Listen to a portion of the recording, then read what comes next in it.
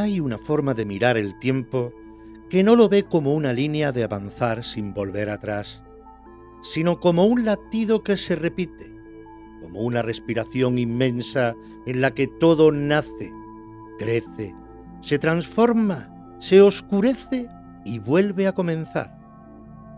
No es una idea moderna, ni siquiera reciente, es una intuición muy antigua que aparece en distintas culturas, pero que en los textos sánscritos toma una forma especialmente clara y profunda. Allí el tiempo no es una flecha, es un ciclo, y ese ciclo no habla solo del mundo, habla también del ser humano. Porque cuando el tiempo se entiende como ciclo, la historia deja de ser una acumulación de hechos y se convierte en un movimiento de conciencia.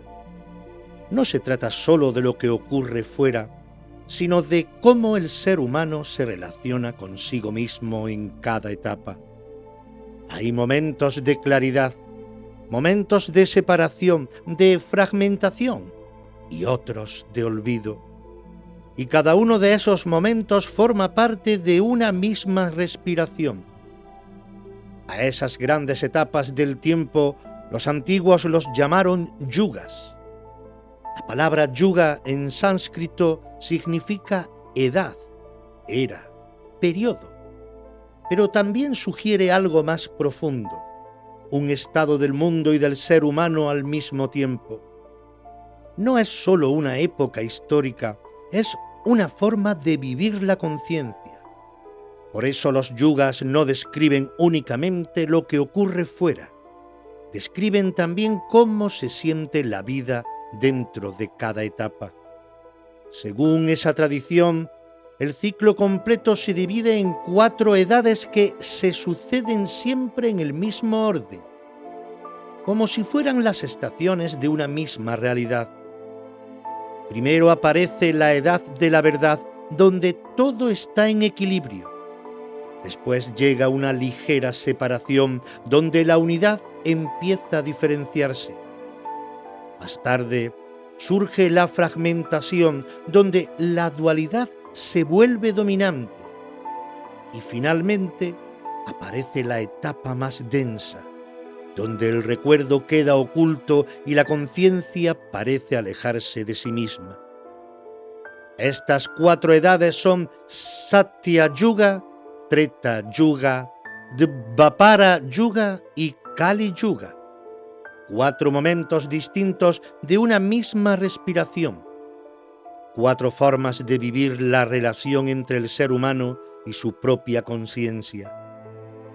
No son compartimientos aislados, son una continuidad, un descenso progresivo desde la claridad hacia la densidad y al mismo tiempo el inicio silencioso de un nuevo ascenso.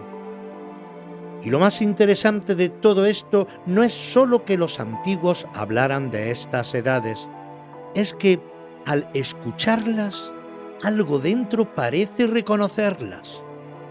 Porque no suenan solo a historia lejana, suenan a algo que también vivimos. Hay momentos en los que uno se siente en paz sin esfuerzo, momentos en los que empieza a separarse, otros en los que se fragmenta y por último en los que se pierde entre el ruido. Y ahí es donde esta idea deja de ser teoría para convertirse en espejo. Porque si el tiempo respira, nosotros respiramos con él. Y quizá por eso al hablar de los yugas no estamos mirando solo el pasado del mundo. Estamos empezando a entender el presente que habitamos.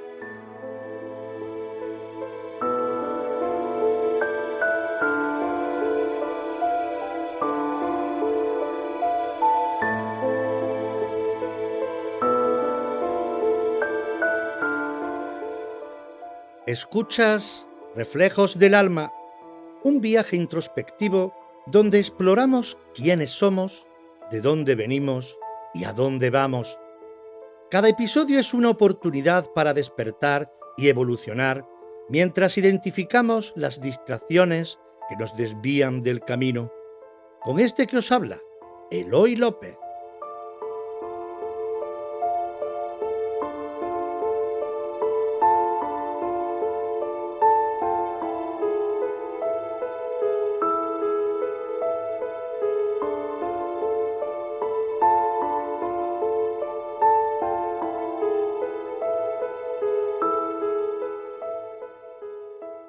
El Satya Yuga es descrito como la primera edad del ciclo, la más luminosa, la más estable, la que abre la respiración del tiempo con una claridad que no necesita ser buscada.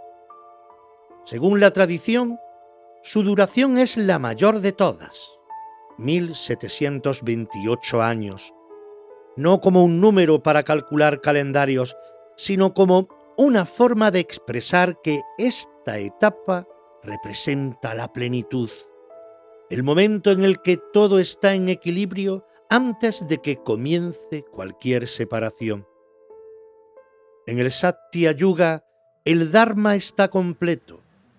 Esto significa que el orden natural de la vida no necesita ser defendido, explicado ni recordado, porque se vive de forma espontánea. La verdad no es una idea, es una experiencia directa.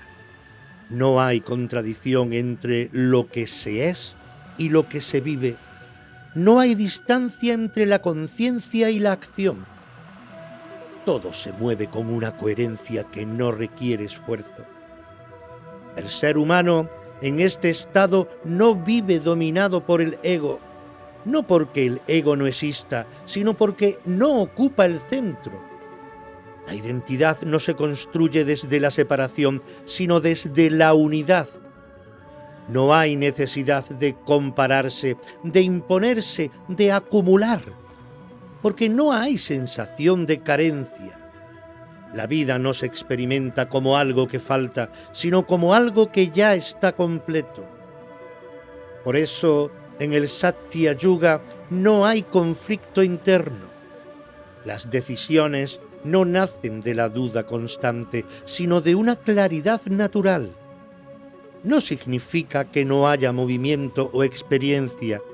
Significa que todo se vive sin esa fricción que aparece cuando el ser humano se separa de sí mismo. La conciencia no necesita buscarse porque no se ha olvidado.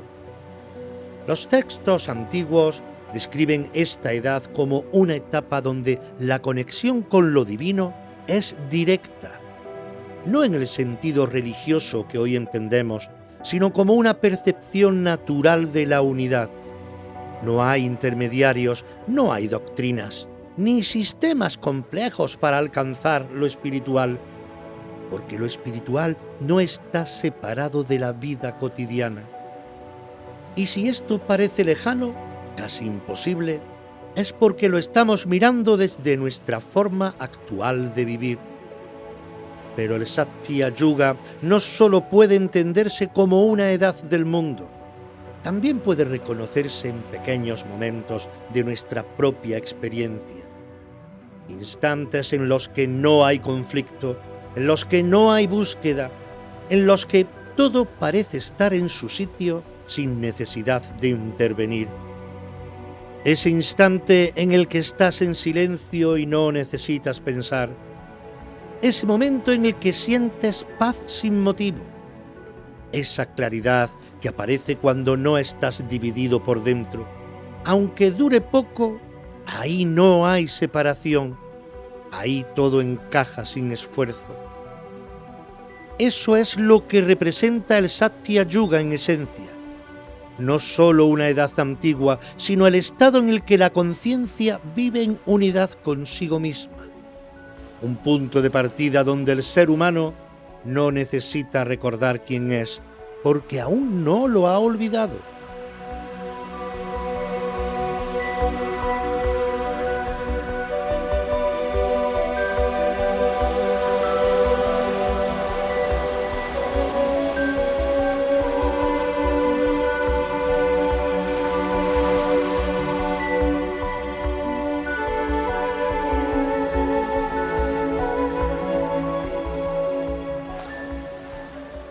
Después del Satya Yuga, donde la unidad era natural y el Dharma se sostenía completo, comienza a producirse un cambio que no es brusco ni dramático, sino suave, casi imperceptible, como cuando la luz del día empieza a inclinarse hacia el atardecer sin que uno se dé cuenta del momento exacto.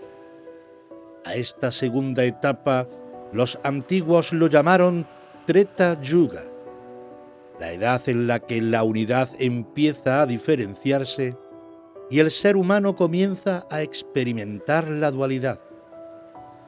Según la tradición, el Treta Yuga tiene una duración de 1296 años.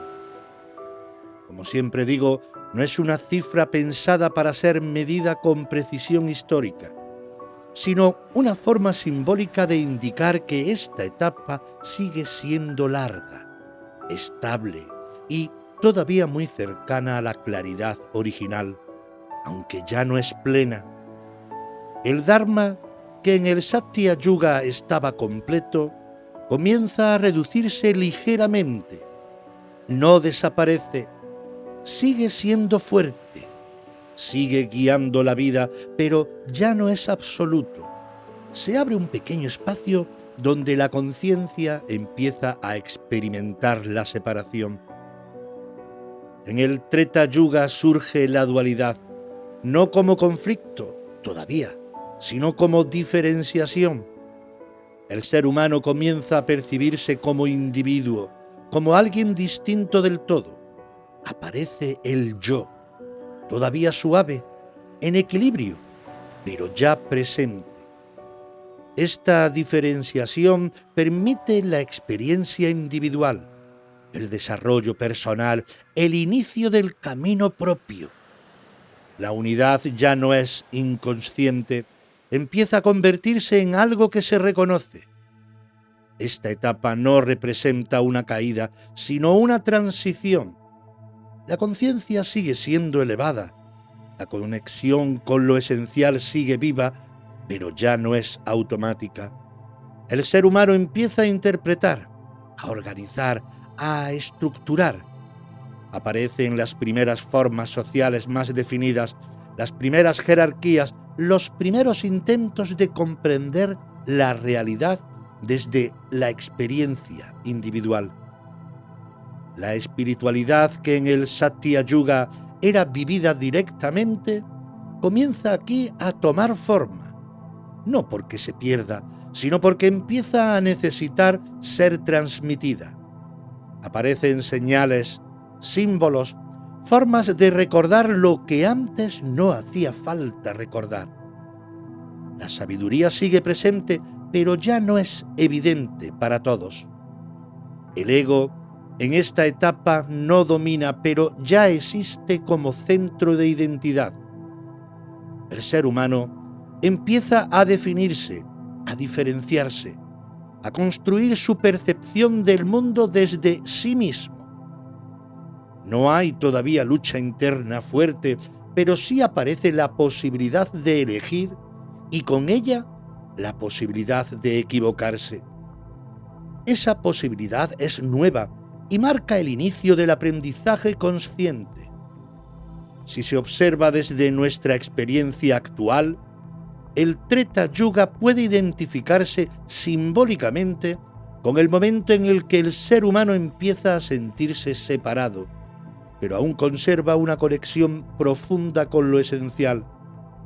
Es ese estado en el que uno comienza a pensar quién es, a definirse, a diferenciarse, pero todavía no ha perdido la intuición de la unidad. El Treta Yuga representa, por tanto, el inicio del camino. La conciencia deja de estar completamente fundida con la unidad y empieza a experimentarse como individuo. No hay aún fragmentación, no hay confusión dominante, pero sí aparece una ligera distancia entre el ser humano y su origen.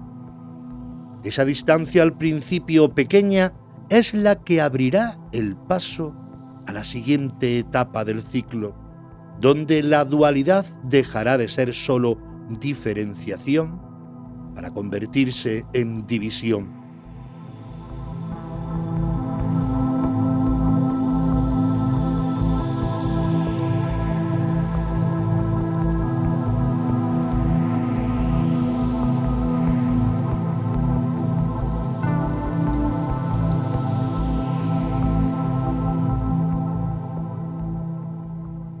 Después del Treta Yuga, donde la dualidad había aparecido pero todavía se mantenía en equilibrio con la unidad, el ciclo continúa su descenso natural hacia una etapa donde esa diferenciación empieza a intensificarse. Ya no es sólo una percepción suave de individualidad, sino una separación más clara entre el ser humano y la conciencia que antes vivía de forma directa. A esta tercera edad los antiguos la llamaron Dvapara Yuga. Según la tradición, el Dvapara Yuga tiene una duración de 864.000 años. La cifra vuelve a ser simbólica en su sentido profundo, indicando que el ciclo continúa avanzando hacia una fase más corta que las anteriores, como si el tiempo mismo se fuera comprimiendo a medida que la conciencia se fragmenta. El Dharma, que en el Satya Yuga estaba completo y en el Treta Yuga se mantenía con firmeza, aquí queda reducido aproximadamente a la mitad. Esto significa que la claridad ya no domina, sino que convive con la confusión. En el Dvapara Yuga, la dualidad se consolida. El ser humano ya no solo se percibe como individuo, sino que empieza a vivir desde la separación. La conciencia deja de sentirse unida y comienza a experimentarse como algo que debe buscarse. Aparece una división más marcada entre lo interno y lo externo, entre lo que se es y lo que se cree ser. La unidad ya no es una experiencia directa, se convierte en algo que se intuye, pero que ya no se vive de forma constante. Una de las características más importantes del Dvapara Yuga es el desarrollo del conocimiento. El ser humano empieza a observar, a analizar, a comprender el mundo desde la mente. Aparecen avances, estructuras más complejas, organización social más definida, desarrollo tecnológico en el sentido simbólico del término. El conocimiento crece, pero la sabiduría empieza a perder su carácter natural. Lo que antes se vivía, ahora se estudia. Esta etapa representa el momento en el que la mente toma protagonismo, no como un error, sino como una consecuencia natural de la separación. Al no sentirse unido, el ser humano intenta comprender el mundo para encontrar su lugar en él. Surgen sistemas, teorías, interpretaciones. La realidad empieza a fragmentarse en partes que deben ser entendidas. Y en ese proceso, la experiencia directa queda cada vez más en segundo plano. En el Dvapara Yuga aparece también el conflicto, no todavía como caos generalizado, pero sí como resultado de la dualidad instalada. Diferentes visiones, diferentes intereses, diferentes interpretaciones. La unidad ya no sostiene todo y la diversidad empieza a generar fricción. El ser humano vive entre dos polos, recuerda algo de la unidad, pero experimenta la separación. Si se observa simbólicamente en nuestro tiempo, el Dvapara Yuga puede identificarse con el desarrollo del conocimiento sin una conexión equivalente con la conciencia. Saber mucho, pero no necesariamente comprenderse. Avanzar hacia afuera mientras el interior queda relegado. La mente se vuelve la herramienta principal y la experiencia directa pierde fuerza. El Dvapara Yuga representa, por tanto, la fragmentación de la conciencia. La dualidad ya no es solo diferenciación, es división. El ser humano vive entre dos mundos, uno que intuye y otro que experimenta. Y esa tensión, que todavía no es total, prepara el terreno para la última etapa del ciclo, donde la separación dejará de ser parcial y se convertirá en el estado dominante.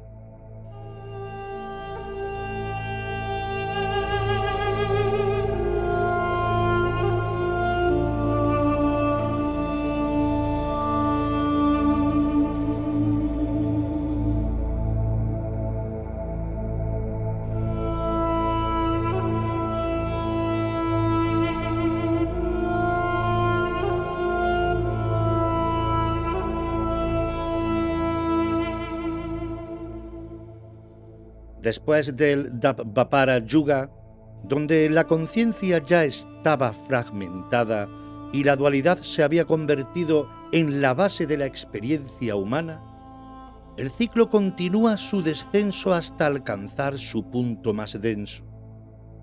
La separación deja de ser parcial y pasa a convertirse en el estado dominante. A esta cuarta y última edad los antiguos la llamaron Kali Yuga. Según la tradición, el Kali Yuga tiene una duración de 432.000 años. Es la más corta de las 4 edades, y esa reducción progresiva no es causal. Simboliza cómo el tiempo parece comprimirse cuando la conciencia se aleja de la unidad. También se sitúa tradicionalmente su inicio alrededor del año 3102 antes de nuestra era. Aunque esta fecha pertenece al ámbito simbólico y tradicional, no a una cronología histórica verificable. Lo importante no es el calendario, sino lo que representa esta etapa dentro del ciclo. En el Kali Yuga, el Dharma queda reducido a su mínima expresión. Si en el Satya Yuga estaba completo, en el Treta Yuga se sostenía con firmeza y en el Dvapara Yuga se dividía, aquí apenas permanece una parte. Esto significa que la claridad deja de ser el referente principal. La conciencia ya no vive desde la unidad, ni siquiera desde la dualidad equilibrada, sino desde la separación. El ser humano en el Kali Yuga se identifica principalmente por lo externo. La identidad se construye desde lo que se posee, lo que se muestra, lo que se aparenta. La conexión con lo esencial no desaparece, pero queda oculta, como si hubiera sido cubierta por capas de ruido. La vida se vuelve más acelerada, más centrada en lo inmediato, más enfocada en lo material. No porque el ser humano haya perdido su esencia, sino porque ha dejado de mirarla. Una de las características más claras del Kali Yuga es la confusión entre lo verdadero y lo aparente. La verdad deja de ser evidente y pasa a ser discutida, interpretada, relativizada. Aparecen múltiples visiones que compiten entre sí. La mente domina, pero ya no como herramienta de comprensión, sino como generadora de dispersión. La atención se fragmenta y la conciencia se mueve continuamente sin encontrar un centro estable. En esta etapa la espiritualidad no desaparece, pero se transforma. Ya no es una experiencia natural ni una intuición constante. Se convierte en algo que se busca, que se estudia, que se intenta recuperar. La conexión con lo esencial no se pierde definitivamente, pero deja de ser el estado habitual. El ser humano vive principalmente desde la separación, aunque conserve la capacidad de recordar. Si se observa simbólicamente en nuestro tiempo, el Kali Yuga puede identificarse con la sobreinformación, la velocidad constante, la necesidad de validación externa, la dificultad para sostener el silencio, la fragmentación interior. El conocimiento crece, pero la claridad no necesariamente lo hace. La conexión con lo esencial existe, pero no domina la experiencia cotidiana. El Kali Yuga representa, por tanto, el punto más denso del siglo. La conciencia se ha alejado al máximo de la unidad. La dualidad ya no está equilibrada. La fragmentación domina. Pero precisamente por eso, esta etapa también marca el final del descenso. Porque cuando el ciclo alcanza su punto más lejano, comienza de forma silenciosa el movimiento inverso.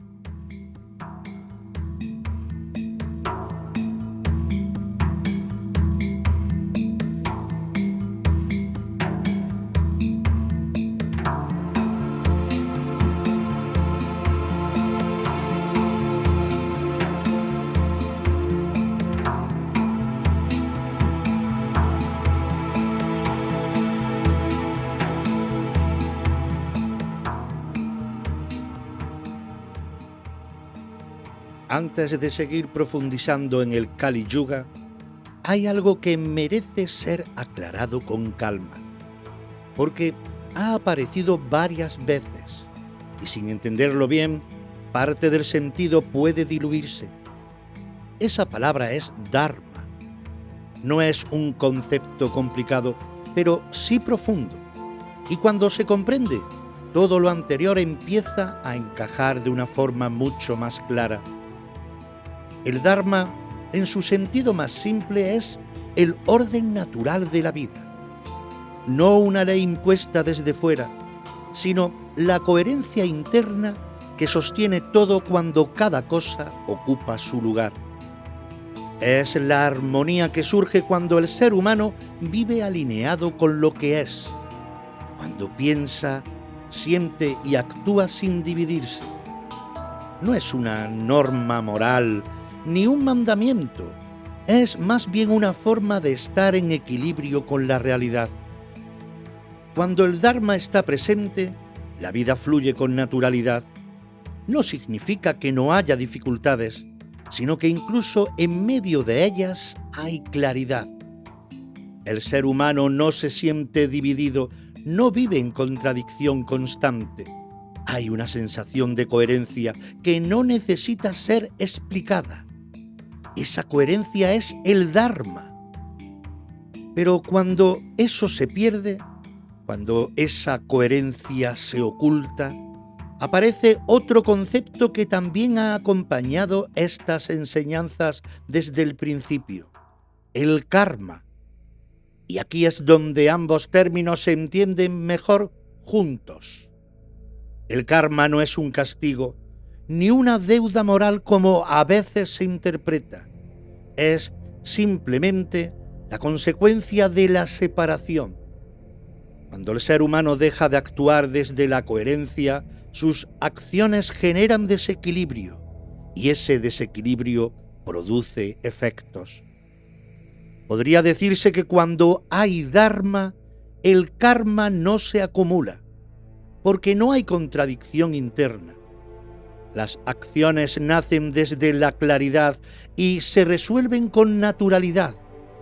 Pero cuando el Dharma se debilita, aparece el karma, porque las acciones nacen desde la confusión, desde el ego, desde la separación, y entonces la vida se vuelve más compleja, más densa, más fragmentada.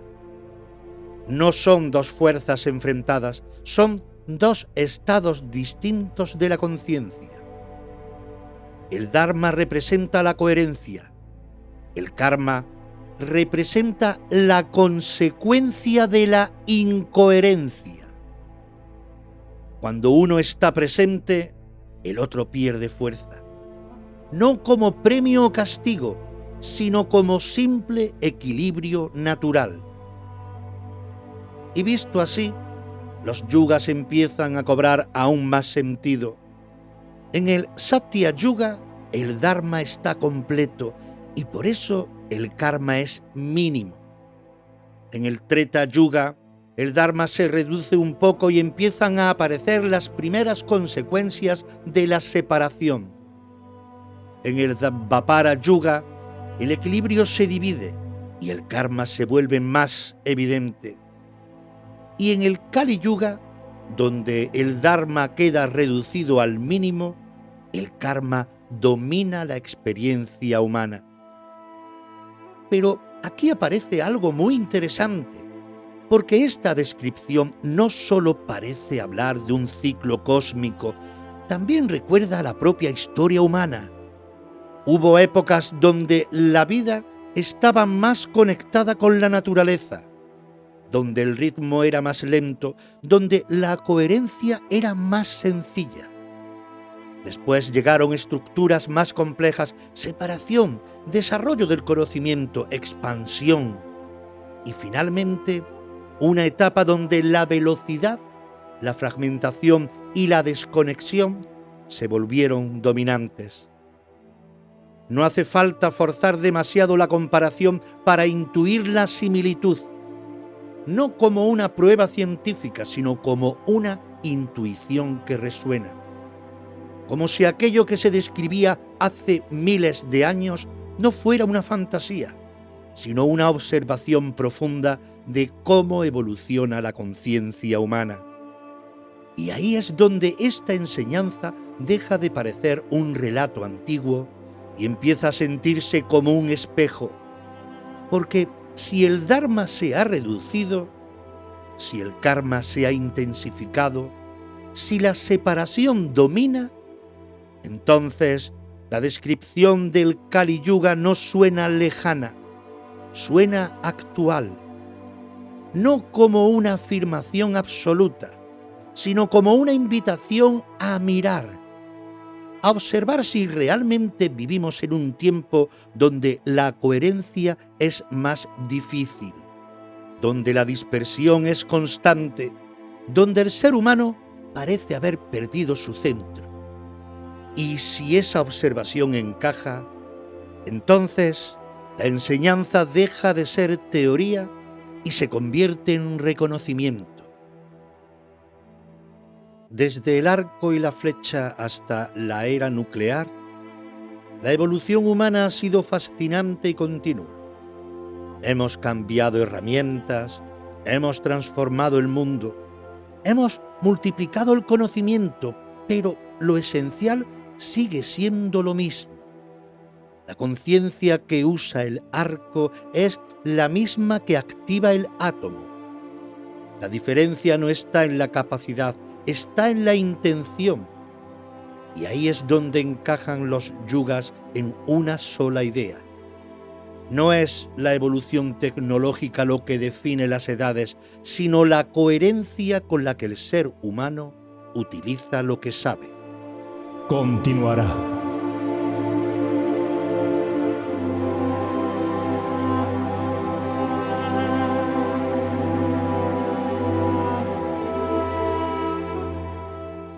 Si este podcast te aporta algo y quieres apoyar este proyecto independiente, encontrarás todas las formas de hacerlo en los enlaces al final de la descripción. Gracias por estar ahí y formar parte del camino.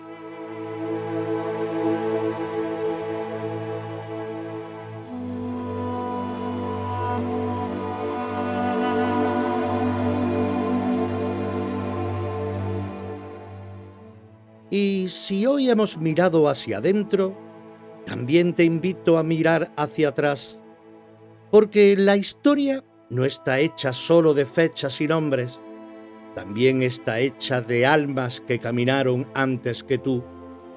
Te espero en Los Misterios de la Historia, aquí, en esta misma sintonía, en esta misma plataforma, porque a veces entender quiénes fuimos nos ayuda a recordar quiénes somos.